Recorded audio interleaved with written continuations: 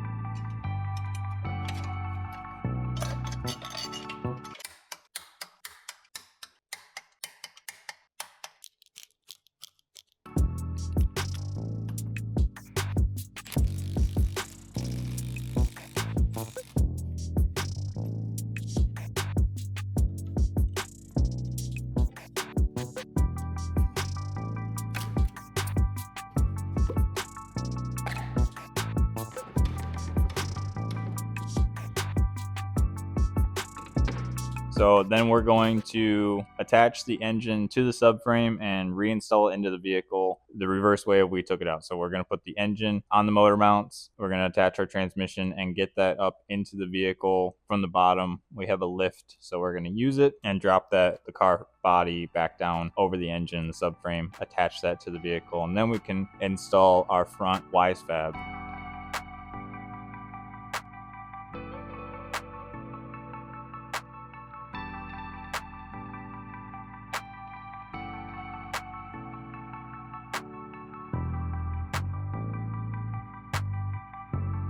So this is Wisefab's Narrow angle kit. The instructions for this and really the kit overall are a lot more simple than the rear. So not a whole lot of headache. I really wish the rear was as simple as the front, but it's just a lot more complicated back there. So this kit has a basic front knuckle adapter that bolts to the knuckle on the original tie rod and 2 lower control arm pivot points. And then it adapts it to a single pivot point for the control arm and changes the pickup point for the tie rod so that you get more angle with that. It also replaces the 2 lower control arms with 1 control arm, giving you more clearance for the tire to go back and forth. Really the biggest hurdle with this kit is trying to get both heims in at the same time, and I ended up just using the wood end of a hammer and just getting it to angle in there like I needed it to and get the bolt through there. We also replaced the front control arm bolts that were torque to yield as well with non. So we're wanting to be able to reuse this hardware without having to replace it every time per recommendation. Once we get the control arm in there, then we're going to attach the knuckle with our original Silver's coilovers.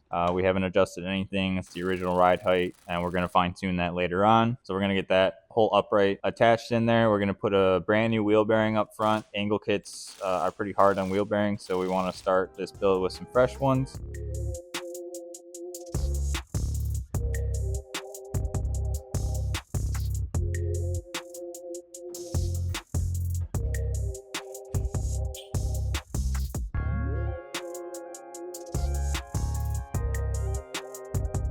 We get that all attached. We also have a stud conversion to get rid of those lug bolts. We don't want any of that. We want studs so that it's easier to put wheels on and off, and we don't have to worry about stripping the bolts. Many reasons to go with a stud conversion. And then we're going to reuse the original rotors, pads, calipers that came with the car. Pads are in good shape. The rotors are in good shape. We just painted it up and sanded down the friction surface for the pad, so that looks new, and we also just painted the caliper to make that look nice and pretty as well. So the reason I went with the Narrow is, again, I don't want to cut up this car. I want to keep it narrow body. I don't want wide body. This kit already widens the front track width by 55 millimeters. So the wheels that we're running are almost ideal specs for this kit. They're actually pushed out just a little bit more than what Wisefab recommends, but I think with the right tire size, we'll still be able to run them. They still fit underneath the factory fender, and that's what I wanted. I didn't want overs. You could get more angle with a full comp kit, but I